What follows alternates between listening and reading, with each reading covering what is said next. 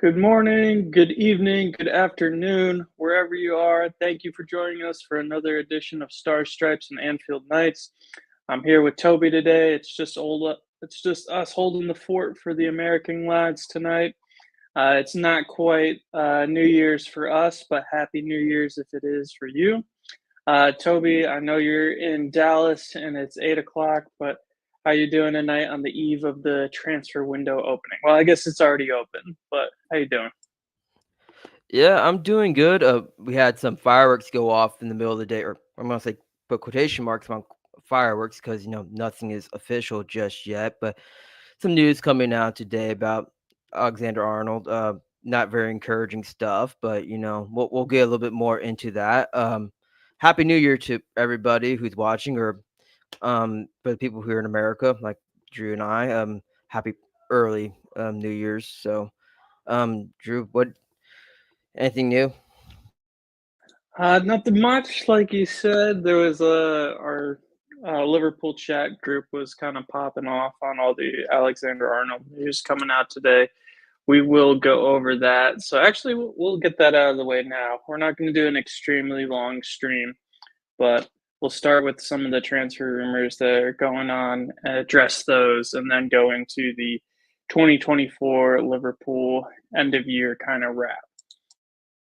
But we'll start right off with the Trent Alexander-Arnold news. Fabrizio Romano, I believe he had one of the latest tweets saying that Real Madrid considers Trent Alexander-Arnold their number one target. They're extremely confident and optimistic that they believe Trent Alexander-Arnold will join the team. Apparently, they've had like unofficial negotiations, and that Trent has like I guess, stated his willingness to join the club, like he's excited to join, all unofficial. Apparently, Real Madrid inquired an unofficial bid with Liverpool that they firmly rejected. So, all this news coming out, it doesn't look great. Alex in the chat saying, "Do you believe it?" We'll definitely get into that. Hussein Ali saying, "Sell him now." Again, if you have any questions or comments, please get them in the chat. But I'll bring Alex's question up first to you, Toby. Do you believe the rumors that are coming around about Trent? Do you think he's out the door? Yeah, so I rack my brains around this a lot because there's just a lot of conflicting reports. Because on one side, on the Spanish side, we have the Spanish side saying that, oh, he's going to go to Real Madrid. While on the Liverpool side, they said that nothing's been agreed upon, nothing's going on, yada, yada, yada. I feel like the best course of action is to take the same route Drew has taken, and that's to pay attention to like what Trent has said in interviews and stuff like that. And just judging by some of the things he said in some of these interviews, I'm not very encouraged by it. Let me just put it that way. I don't know if you agree with me, Drew. But a lot of what he's saying sounds very Real Madrid esque. Like I know a couple of weeks ago, I think there was that he made a comment about being the best right backs in the world or something like that. I can't find the quote, so I can't give you I exactly wanted what to he win the said. Ballon d'Or. Yeah, that too. Yeah, the Ballon d'Or. I find it interesting that Slot has to come in and said, "Hey, remember the team makes you. You don't make or yes, you are part of the team, but the team helps you, makes you into the star that you are." And I find that quite concerning. I'm not sure about you, Drew, or what the viewers think, but I find it concerning that Slot must come out and say something like that. But if I must be the voice of reason and give some optimism here, um, nothing's agreed upon. That's something that we can hang our hat on. Sure, Real Madrid is confident, but I'm confident that I'll wake up in the morning. So what? Big deal. Nothing's agreed upon. We haven't got the here we go from Fabrizio Romano or really anything in that nature that a contract has been agreed upon. So I don't want to instill too much hope, but that is something that we can most definitely hang our hat on. What do you say, Drew? Yeah, the thing you said about like the Spanish media versus the English media is something that's been interesting to watch because like everything coming out of Spain, like Marca, Mundo Deportivo, they're all saying it's basically like 90% done. Like Trent has said that he wants to leave, and then English media will come out and say Trent hasn't said anything to the club, nothing's official. I think David Ornstein yesterday was on like NBC Sports, and he's like, "There's been no official negotiations with Real Madrid. Trent hasn't said anything, he hasn't indicated that he wants to leave, etc., etc." But as you said, talking about Trent's interviews, he says he didn't want this played out in the media, yet that's what's happening. Whether or not he's adding fuel to the fire or not, as we said, Alex uh, put it in the comments. He said he wanted to be the first right back to win the Ballon d'Or. And then I've always said he's kind of flip flopped in his interviews this first half of the season, where he's saying like he's always dreamed of being the Liverpool captain. Next week he's saying he wants to win the Ballon d'Or, which is not a very captain. Yeah, and he said that over like winning the Champions League and the Premier League. I think the interviewers kind of saved face with him by saying that it's like, oh, you probably have won those if you win the Ballon d'Or. And Trent's kind of like, well, yeah, like as an afterthought more than kind of the importance on it. But for me, it's also like stuff coming out about kind of reminding us of the situation with the last contract that he signed. He was offered a 6-year deal. Allison signed that 6-year deal. Trent opted for a 4-year deal. Now that's did he run his contract down on purpose? Is that just the way it fell about with Klopp informing the club that he wanted to leave? There's so many questions, a lot of blame on FSG for not wrapping this up sooner. But at the end of the day, if he wants to, his dream is to become the Liverpool captain. If this means more, it's kind of for me alarming that he hasn't come out and said anything more concrete than this won't be played out in the media. So that's kind of how I feel at the scenario. But this is pretty much going to be ongoing for January until it's done. Ornstein said that he believes there will be a resolution in January, that they won't want this casting a shadow over the season, but that Trent's been very professional in like his duties for the club. On the other hand, Liverpool FC in the comments here, Van Dijk and Mo Salah available to sign 2-year contracts, and Trent Alexander-Arnold has rejected Liverpool. Real Madrid are offered Trent around 20 to 25 million to sign Real Madrid defender. So yes, that's the rumors going on. It's definitely seemed more likely that Van Dijk and Salah are going to sign. It's a matter of when, not if. That's kind of the consensus going around in the media. But Toby, do you think, I'll ask in the chat as well, please get in on this. If Trent is to go, would you want to accept a bid now, or would you want to keep him in the squad for the rest of the year and let him leave on a free? Yeah, so before I answer that question, you did bring up a point that just I wanted to mention. I know a while back where we were talking about this, I was talking about how excuse me, let me backtrack. How Trent doesn't want this playing out in the media, right? Well, mentioned a while back that it's interesting how Van Dijk and Salah have both basically stated that they want to stay, right? And Trent hasn't said anything about that, and I was kind of challenged on that, and I still stand by it. But what I find very interesting is when you have players like Van Dijk and Salah coming out saying that, and Trent saying that he doesn't want this playing out in the media. It I find that very concerning because two of your biggest stars are saying, basically implying that they want to be here. Why isn't Trent saying anything? Like, yes, it's okay that he doesn't want this being played out in the media, being played out for everybody to see, but it would help. It would be better if you offered that reassurance that, hey, I want to be here. There's nothing. It's not that hard to say, hey, I want to stay at Liverpool. Just coming from him, not just coming from the media, but coming from him. As far as selling Trent goes, I said this on Saturday night stream. We were on the Saturday night stream together. I said that we're still in the title race for both the Premier League and the Champions League, and so I want all the best players we have available, right? Because I want to win the championship. So I'm not really interested in selling Trent right away. I get why people would want to, but I'm thinking it from a viewpoint that, hey, we're number one. We're sitting number one on the table in both the Premier League and the Champions League. It would help to have him along the way. I'm not sure how ready to go Bradley is, but you want your best 11 out for most of those games going forward. Yeah, I'm stuck on that. I'm gonna lean towards what your side on this, Toby. And Dr. Space Traveler agrees with you. Trophies mean more than transfer funds, plain and simple. Keep them until the summer. No brainer, really.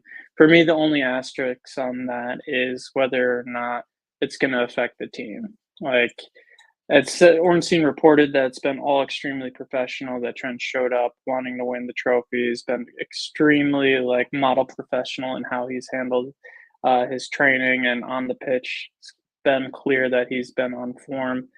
Um, for me, it's all dependent on that. How does the team feel? Because I think for me, it comes down to that. If it's going to disrupt the team, then I'd rather him leave earlier. But as you said, one of our best players, obviously starting right back. Trophies mean more, as Dr. Space Traveler said. And especially with like the likes of Gomez getting injured, I don't think we have the best cover in defense right now. Kanate should be coming back from injury soon, but I don't want to rely on a back line that's already stretched thin, having to lose Trent. Bradley, another injury, he's coming back, but I don't want to risk that with the Premier League. And as you said, the Premier League and the Champions League in doubt. Alex, on the other hand, said no, Bradley in would ultimately respect his decision, but can't be playing week in, week out. Again, I can see that side of it if it gets in his head, or I'm curious to see if like how the reception is for him at Anfield against Manchester United. I'm wondering if banners are going to be taken out, that kind of thing. Um, Going back to not playing it out in the media, I'm kind of curious, like the fact that he's not coming out, like you said, sort of like Salah, how he came out, is basically like, I want to stay, but it's like the contract, etc. Like he was kind of leaning towards that. Virgil seems to be quietly going in the background, but indications are he's going to sign for the club, like that kind of thing, where it's like you're not Trent saying like doesn't want it to be playing out in the media. Well, it is being played out in the media. And I don't know if he's thinking, if his camp around him is thinking that's going to help with negotiation tactics. But right now, it's kind of hurting the situation. I can't imagine the club, or it's as we know, like, or as we're seeing, it's not really affecting at the moment. But as January comes around, and if he does agree a pre contract agreement, or if it just lingers on, I can't see that being a good situation. So, uh, we know you said, Toby, that you'd rather him stay, and for now, I'm gonna agree with that. Does that change, if he agrees a pre-contract agreement with Real Madrid? Do you think that changes the situation? Or is it just, like, wish him well, or do you think that will affect him at all? Like, do you think the crowd, the atmosphere going away, I can see this being a big deal with, like the crowd, the fans, opposition fans, all that kind of pressure, etc. Do you think it will be a big deal if he signs a pre-contract agreement, or do you think it's just going to be well wishes and you know no issues? So I have to laugh because like I don't I don't even know what to say to be honest. I I'm not. It's I don't. How can I put this into words? I'm sorry.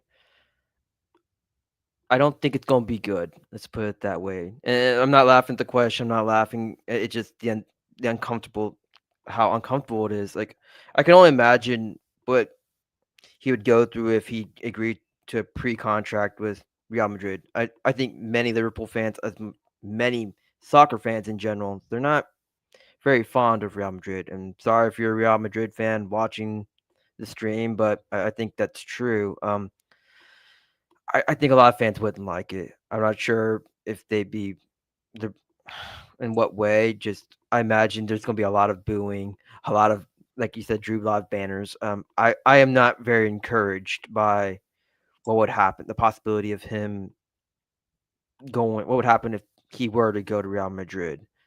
Um, Yeah. yeah.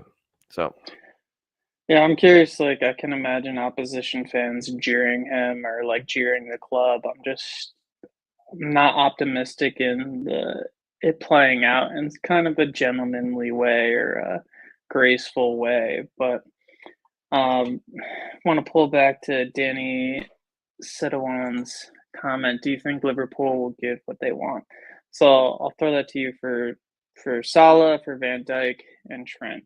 Do you think Liverpool will give them what they want, and do you think they deserve what they want? All three of them. well, I think there's going to be a sense of obviously negotiation. They're probably going to get something close to what they want, but not exactly. Um, the way these things usually play out, the um the club always finds a way to kind of find, well, not always, but sometimes find a way to shift it in their favor. So I imagine it's going to be something favorable towards the players, but also something favorable towards the club as well. I As far as like which players are going to get it, I'm confident that 2 out of 3 of the players will get a contract. I'll let y'all guess on who those two are, but I'm pretty sure both sides will win when it comes to both those players. What about you, Drew? I'm in a similar camp. I mean, like the news coming out, like everyone's quoting the 2 out of 3, and it seems to be like everyone's in consensus. And I think Mo Salah like banging in the goals every week, assists. He's having like an absolutely unbelievable season. If there's anyone who deserves what they want, it's Salah. But I also think it's again, like you said, the club aren't gonna give him silly money when is he pushing 34 at this stage? So, I think the rumor. I'll go back to Liverpool FC giving us the rumor, the 2-year contract for Alexander and or not Alexander, Salah and Van Dijk. I think that's probably going to be the case. Maybe an option to extend for 3, but probably keeping them close to their current wages. I imagine maybe more bonuses. It's guesswork here, but like you said, I think the players will get more closer to what they want. I think the length of the contract will be more in favor with the club, and to be honest, I think they deserve it. Both Van Dijk and Salah, they haven't shown any signs of dropping off. They're showing record-breaking seasons. Um, and as for Trent, for me, the question of do you think Liverpool will give that they want? I think the obvious answer for that is no. With all the Real Madrid rumors, the bid for him, the way it's kind of played down on a free contract. I think there's it's been stated that there's more options for Trent. Like he's at his prime. He's gonna have at least 5 years or so at prime level. It's really, and then you have Real Madrid who will throw silly money at him to join. So I think it's not a good situation, and it is kind of down to that. Does the club mean more to you? Does winning at Liverpool, your boyhood club where you're born, et cetera, is that enough for you to stay? Because honestly, I get for me personally, not son of Liverpool, at least from the city or anything like that. I could see the side of like, hey, I've done everything I wanted. Let me try something new.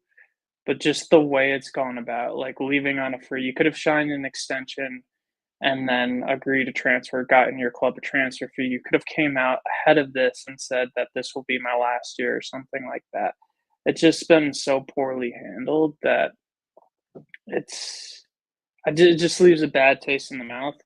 I don't even know, like, it kinda like, back in the you just read Gerrard's biography, like, when he was getting tempted by Chelsea, people burning his, jersey and kinda similar toxic atmosphere, but, um, it's I don't even like, if he does sign, it needs to happen quickly with a very good a very good video of, him signing with speaking to the supporters, but Hussein, thank you for the question. Thank you, everyone. Alex, Danny, Dr. Space Traveler.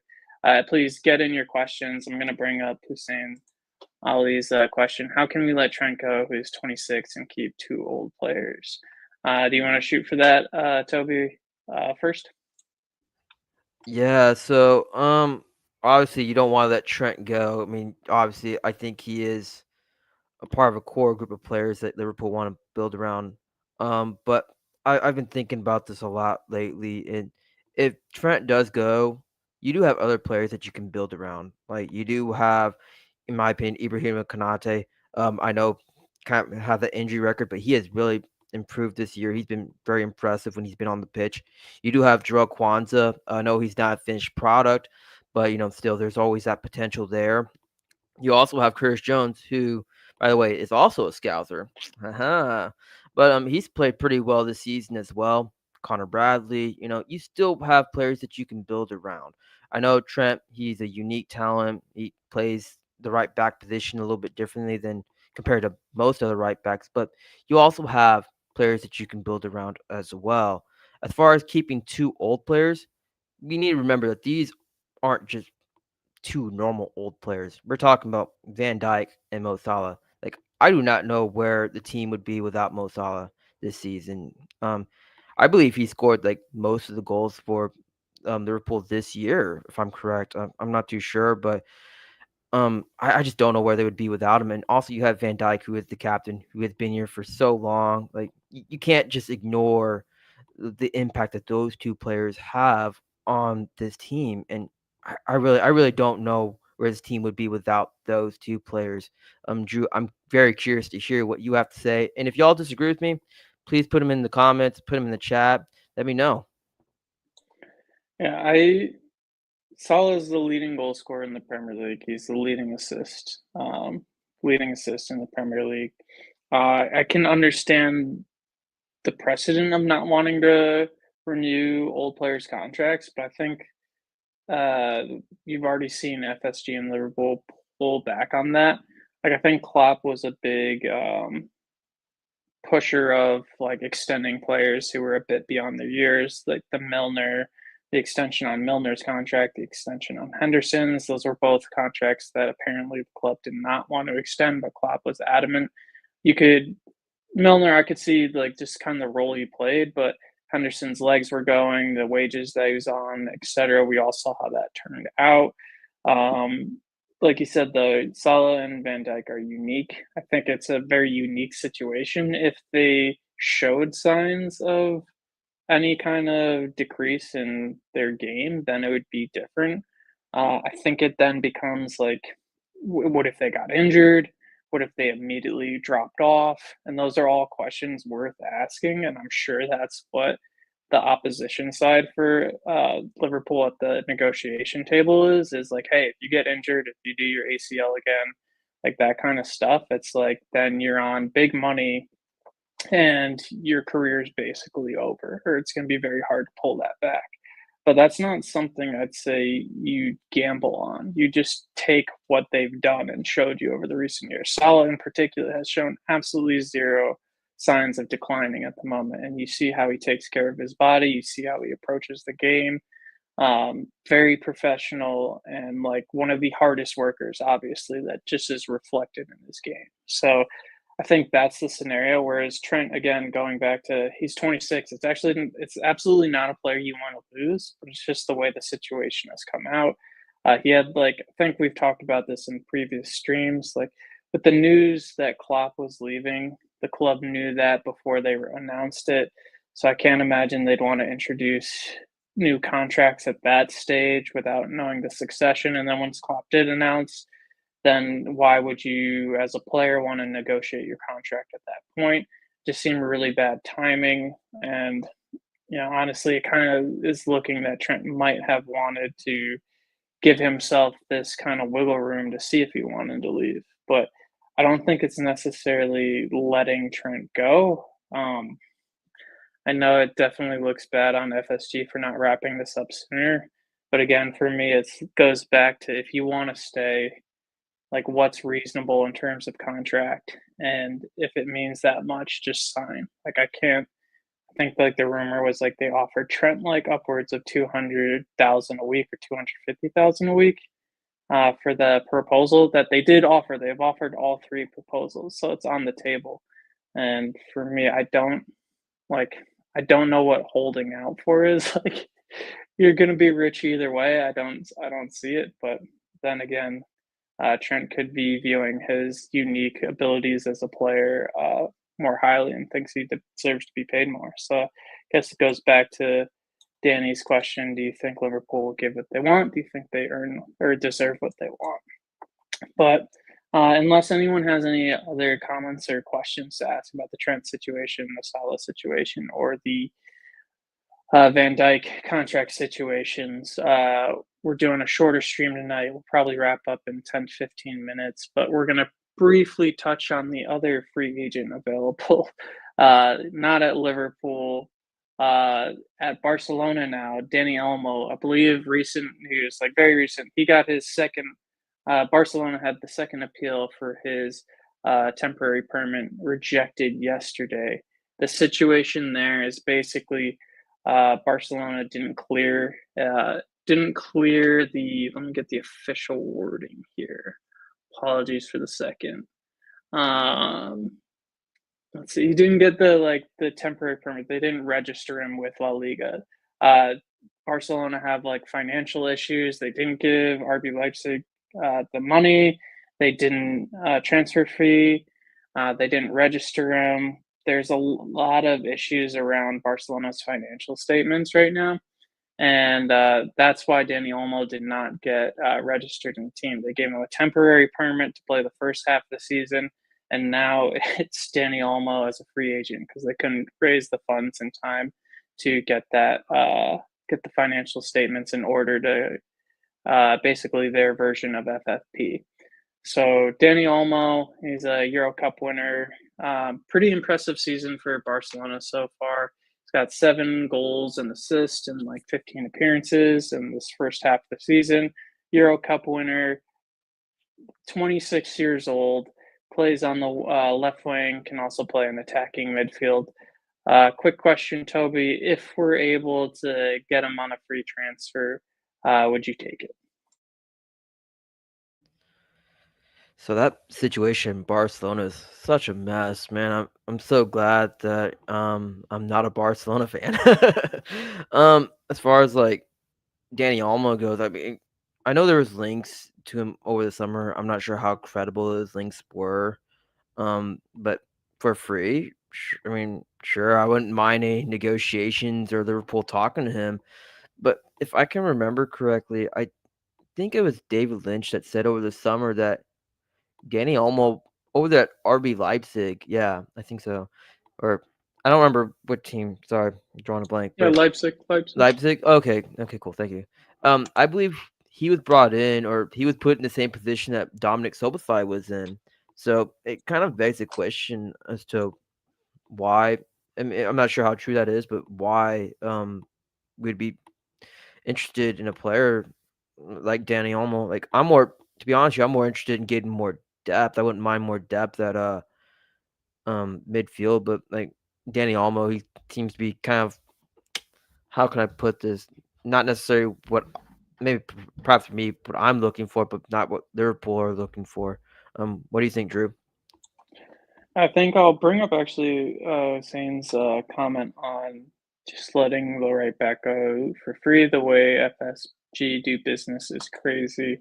I think for me, this would be a very FSG signing. Like if they got Dani Olmo, they'd be like, great, get this player in on a free Euro Cup winner, very talented attacking midfielder and winger. I don't think we need an additional left wing, but there are rumors about it's very like not credible rumors about Darwin possibly going to AC Milan on loan with an obligation to buy.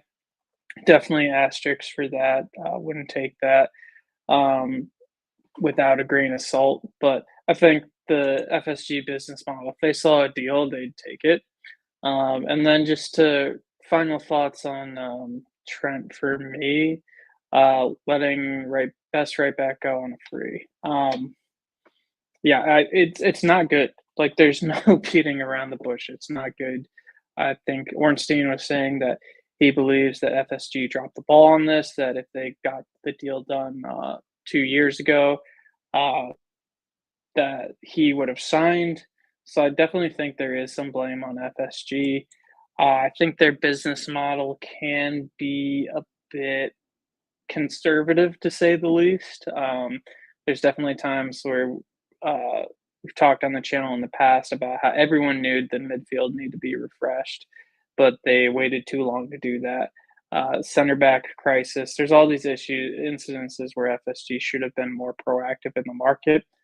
That being said, we're first in the league and first in the Champions League standings. So they do have their good qualities to them as owners. You look at the situation of United, yada, yada. You can argue both sides all day. I just don't think it has it's not good, though. It's not good that Trent would go on the free, but I still put some blame in Trent's court. And for me, I'm leaning towards more blame on Trent than FSG until anything else comes out, like the deal that they offered him, or once Trent finally does speak on the situation. I still put more of the blame on Trent, but that's just how I personally view it. Toby, final words on Trent? Yeah, so yesterday I was watching this YouTube video by the YouTube channel or YouTuber named 𝗢𝗙𝗙𝗟, and he's not a Liverpool fan. I think he just posts about soccer news just in general, and he was talking about how he believed most of the blame goes on FSG, but part of the blame should go on to Trent as well for kind of carrying this out, right? Like he deserves as much blame as FSG does, and I want the viewers to take into consideration that yes, maybe FSG was or tried to make all these contracts like a couple years earlier, and Trent decided, you know what, I'm gonna sit out and just sit out, let my contract play out, and that was basically the premise of this guy's video. He's basically saying that Trent could be just sitting out, and this is how it's gonna probably change the sport and how things are done, how business is done through the transfer market, just players sitting out their contracts and waiting to go on a free. I think you can make a case that there's an equal blame on both sides. FSG probably dropped the ball on this, yes, but you could also put the blame on Trent for I don't know, just sitting out and waiting to possibly even play out his contract. So it's food for thought for us, for the viewers as well. Yeah, not much else I can say on that. Just good a thought. Yeah, I agree. It definitely has become a trend to let your contract run down. You saw the situation with Mbappe. You're kind of guaranteed a huge signing on fee if you do that. There's a lot of good reasons to run down your contract. The only negative for me is like security. If you got injured, like if Trent played against United on the Sunday, and definitely don't wish this on him, but if he blew out his knee, that's a really bad situation for him to be in. So that's like kind of the antithesis or the opposite argument for letting your contract run down. There are a lot of positives and a lot of players do it. So definitely can agree with you on that front. But we're going to wrap up tonight's stream with our 2024 Liverpool awards. So I'm going to put this in the chat now. Please comment with your answers to these questions, and I'll get them up on the screen as Toby and I go through this. So if your Liverpool awards of 2024. So this is all of 2024, not just the start of this season under Slot, but the end of the Klopp era as well. The questions are Player of the Year, Young Player of the Year, Most Improved Player, Unsung Hero, Best Goal, Best Game, Favorite Moment, Saddest Moment. And Toby and I will bounce back and forth with this. So we're gonna, and then again, put yours in the comments. If you want to go 1 through 1 with us, we'll bring your comments up once we answer ours. If you want to put all of your answers in the comment, we'll bring it up in the end. So Toby, who's your Player of the Year 2024? So I mentioned it earlier in the in the stream, and I was thinking about it earlier today as well. Like, I don't know how we can't give the Player of the Year to Mo Salah. Like, I really do not know where this team would be without him. I'm just, dude, incredible. Just what he's doing this season. I mean, just proves it's a Ballon d'Or esque type season, and it just kind of proves, and not even kind of, it does prove, excuse me, that he's a quality player, and that's like how much he means to this team. I I don't know where this team would be without him without him offensively. Um, what do you think, Drew?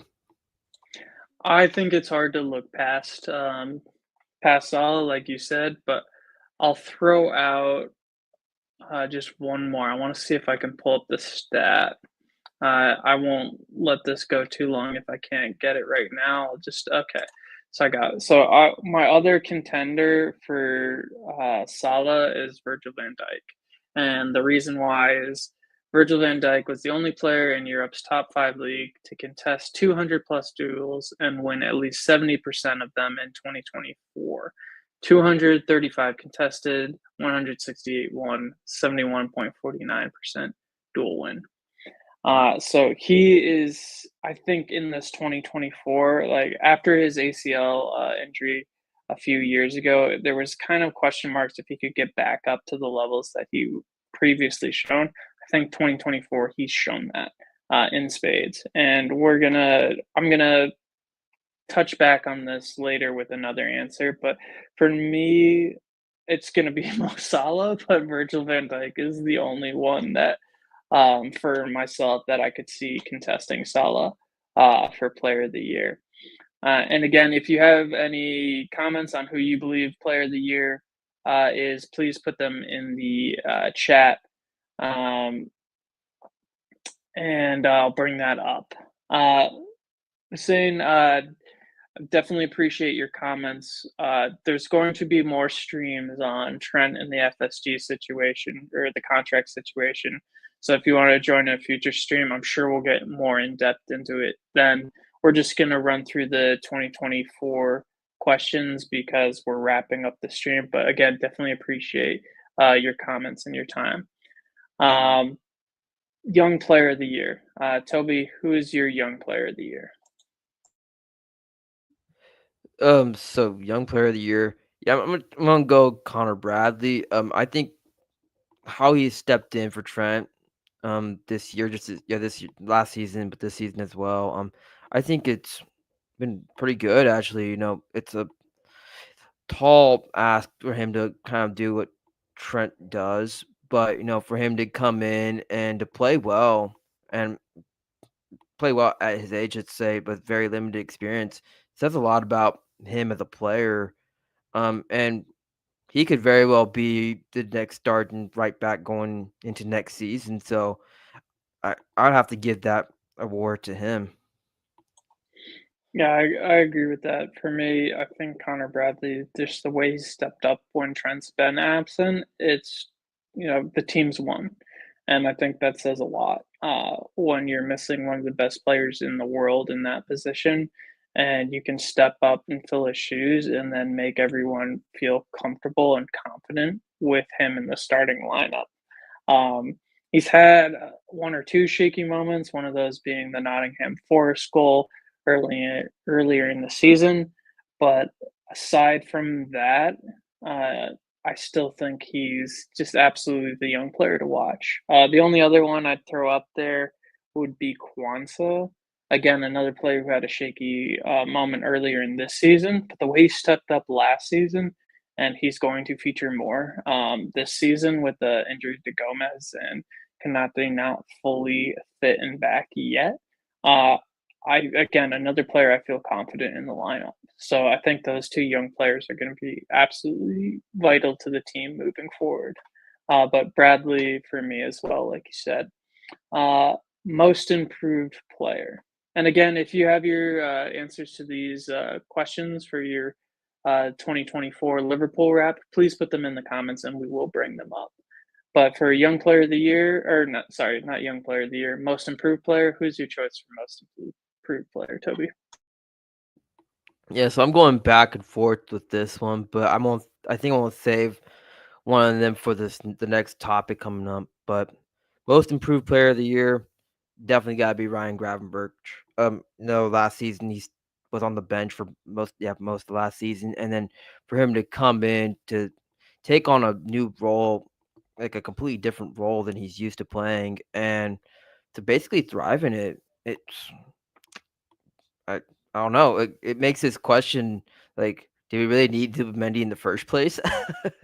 But yeah, Gravenberch is definitely the most improved player of the year, playing a position that he has never played in, and yeah, it was a tall asking order, or it was definitely a lot to ask of him to take on such a role, but he has done it very well, in my opinion. And yeah, I'm not so worried about that position before. Like, excuse me, not worried about that position now that I was before. Yeah, 100%. He has been one of the standout players in this season in the Premier League. It's been absolutely phenomenal in that holding midfield role, revelation.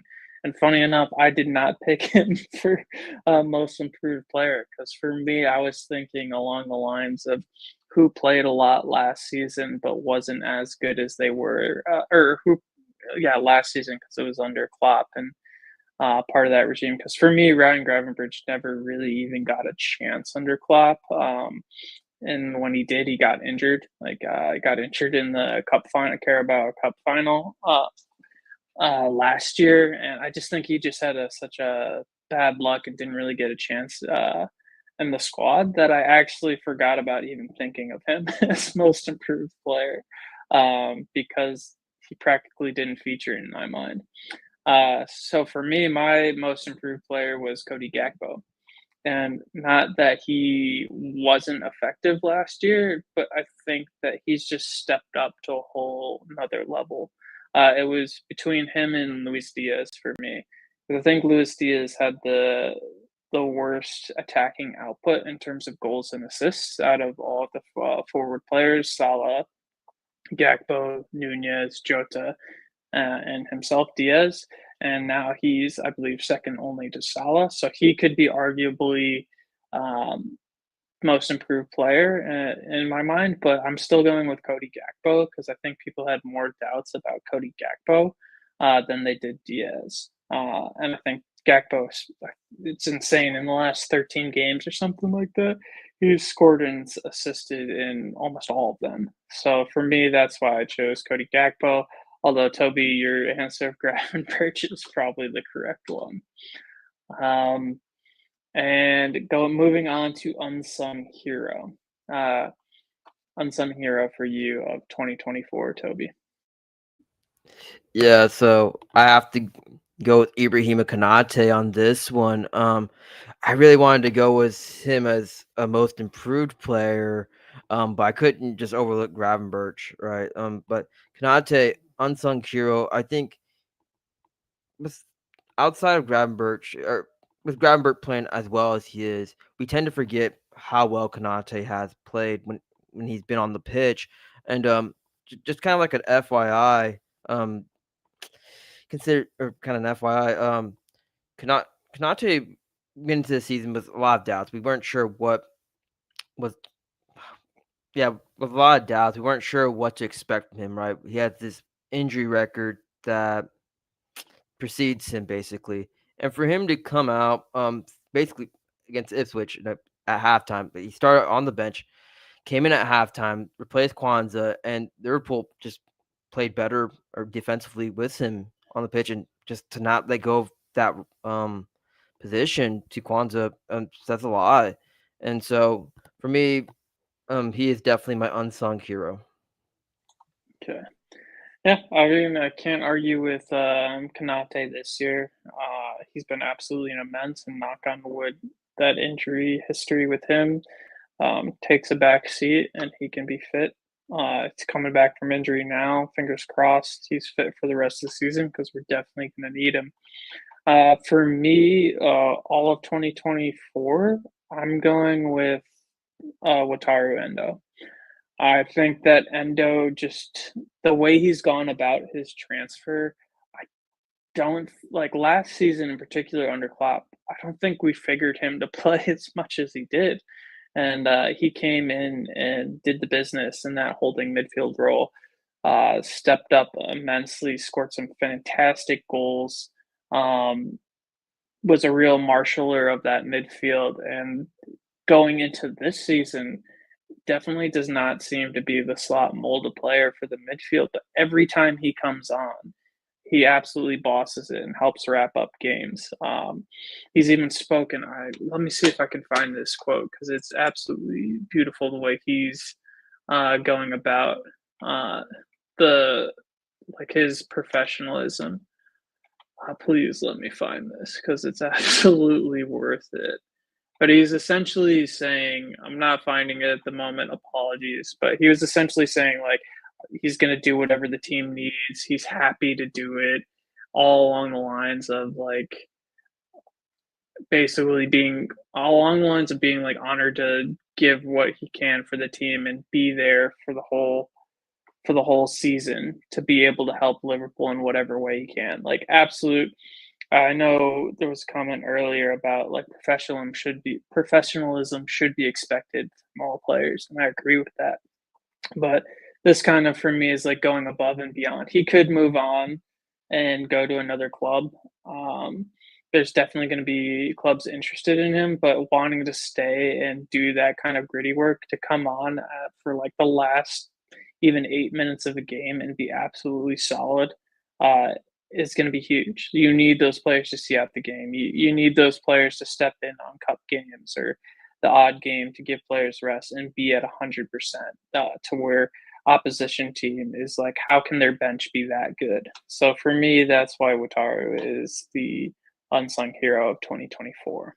But uh, moving on, we'll try to rapid fire these ones. But best goal.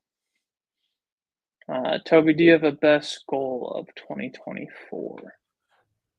Yeah, the first one comes to mind is the goal, Darwin Nunez goal against Bournemouth this season. And I don't want to highlight just. I mean, it was an incredible goal, but I want to highlight like just what it felt like, and you can tell the emotion coming out of Nunez when he scored that goal, like what it really meant to him, right? Just the relief, the I don't know, a guy who I've criticized a lot this season, Drew, you too, as well. But just seeing him score that goal and just him celebrating was just a surreal feeling for me, and it just I don't know, it just makes me feel nice, you know. It makes me have hope, I guess. What about you, Drew? Um, Darwin definitely scores some bangers. I still think of that chip he had. I think it was against Nottingham Forest, which is insane. Um, but for me, the next three answers are going to be the same. So I'll wrap it through mine, but it's goal of the year is Virgil van Dijk header in the Carabao Cup final against Chelsea. Um, for me, he had to repeat it. He scored earlier in the match, and they disallowed the goal, so he had to do it again from a corner. Seeing him marshal the kids out there on the field to that win against Chelsea, I'm the kind of person, I've always said this, that I want us to take the League Cup seriously because you don't know what's you're going to get at the end of the season. And that was all we got last season. And it's a beautiful memory for me. And Van Dijk captaining the team, kind of just showing everything he's about. For me, that was the best goal, the best game, and my favorite moment. So those were all three for me. Carabao Cup final, Liverpool Chelsea, Virgil van Dijk header. So now that I've got mine out of the way, Toby, your best game and favorite moment. So I might get these two mixed up, so give me a minute. Best game, I've gotta say, this season against Fulham. 2-2. Yeah, this season, the 2-2 draw against Fulham. I'm still buzzing about that game. Just what an incredible game that was, going down 10 men at the 17th minute and then being down 1-0 and then coming back and getting that draw. Like I know I'm not really excited about the draw, but you gotta look at the context of that game. Like we were down 1-0, and then we fought back, drew 1-1, and then Fulham goes up 2-1, and then Jota scores like with like 90 minutes, or I believe in stoppage time, to get that draw. Just, as a football fan, just as a fan in general, like you live for those games. I don't know how you don't. Like if you don't, then you're not a football fan, in my opinion. Man, I can barely even speak right now because that game just gets me all hyped up. And so moving past that now, enough nerding out for me. Favorite moment. It definitely has, for me at least, definitely has to be Champions League game against Real Madrid. There was something surreal about that game this season. Like there was a vibe. There was something about that game that you could tell was different. It just meant so much more than just a Champions League game. That our history with Real Madrid in last X amount of years, it felt like a very big game. And for us to get that, even that slide tackle on Connor Bradley's slide tackle, made possible future right back right there, on Kylian Mbappe. Picturesque worthy. Like if I could, I'd probably hang it above my Troy Aikman picture right here. It's just that great of a memory for me. Totally fair.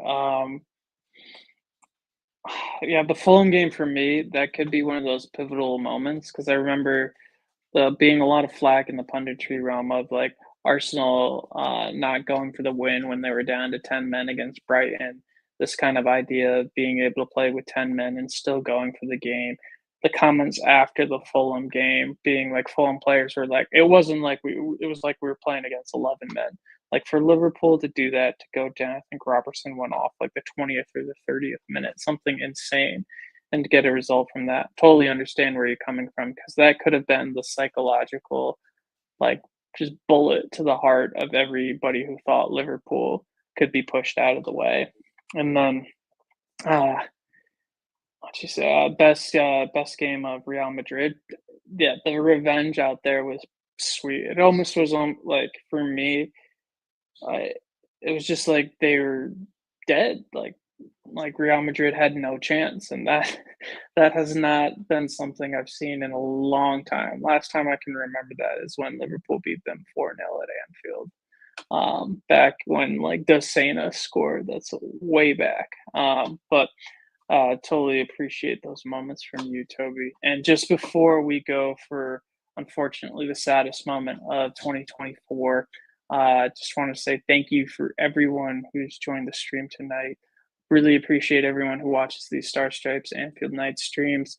If I only say this once a stream because I hope you enjoy the content first, but if you did, please leave a like and subscribe. LFC Transfer Room tries to stream every single day, and your views, your likes, your comments, all of that matters. So thank you again for joining us on New Year's Eve for Toby and myself. But for the saddest moment, Toby, also get your comment in on your Liverpool awards for 2024. If you want to answer those questions I put in the chat, please type in your answer. LFC 1125 said the Mac goal against Sheffield United was nice. McAllister had some beautiful goals in 2024, and that was certainly one of them. But Toby, what was your saddest moment of 2024? Yeah, so I have a feeling that everybody's gonna say the same thing. I'm gonna say something related to it, but not exactly. But I want to say it was that series again in the Europa Cup against Atalanta. Just looking at that picture of Jurgen Klopp and looking, he looked so tired at the end of that series. Like remember we lost 3-1 on aggregate, and it was a very very disappointing series. And I just remember looking at that picture of Jurgen being sad. I'm not sure if y'all have ever read the book Bring the Noise. I don't remember who the author is, but it talks a lot about Jurgen Klopp, his story, gegenpressing, and how that came a thing, the pros and cons about it. And like they mentioned the cons, obviously, that the players just they get tired at the end of the season. It's a very stressful system, right? And just looking at that picture of Klopp at the end of that series, or yeah, that series makes me think about and just how Liverpool collapsed that last season makes me think about that book and just how that system. I don't want to say it's a bad system because it helps on teams that are less talented be more competitive, but just the stresses and like the downfalls of Klopp's system and just how there's a kind of a thing, or there was a trend from what I read in that book, that his teams, they tend to start off very well. They start off competitive. You wouldn't expect them to be competitive with the type of talent they have, and then at the end they just drop off, right? And so I just can't help but think about what was written in that book, um, and just which leads to that moment of just seeing Jurgen just look so old and look so tired, and man, it sucks that it all happened the way that it did. Drew, what do you think? Definitely a variation of that for me. It was more, I think, for me, the announcement. I woke up in West Coast time in the United States, so um, there wasn't any like waiting in the day. I like opened my phone, and I'm pretty sure like the first thing I saw was the video, like the full video, and I'm like watching it in bed, like seeing Klopp say that he's tired and he's leaving at the end of the season. And for me, what you're saying for in that video, it just like my heart went out for him. Just like he just seemed drained. Like he gave this club everything, and he had nothing left to give in terms of his energy. And for me, that was like the saddest moment because you just wanted to give him a big Jurgen Klopp hug back for all that he's given the club. Definitely the saddest moment for me, but I'm happy to see him post Liverpool, like that final day of the season when he addressed the fans, when he introduced Slot to the Liverpool fans, announced Slot. That was really cool. And to see him moving on, looking really great in his Instagram photos, definitely seems like he's gotten the break that he needed and deserved. So, kind of a bittersweet for me looking back on it now, because when I first saw that video, it's just my heart went out for him. Like, just incredible human being, what he's done for Liverpool, the supporters, the city, everything. But to see him welcome in Slot and be to leave the club in such good hands, in such good state with the rebuild that he did the last season, uh, just you can't say enough good words about Klopp. So while it's the my saddest moment of 2024, I'm just glad and appreciative for all he's done. But that being said, from Toby and myself, thank you to everyone who's joined the stream tonight. We really do appreciate everyone who watches these. We hope you have a great evening, stay safe, and wishing everyone and Liverpool the best of 2025. So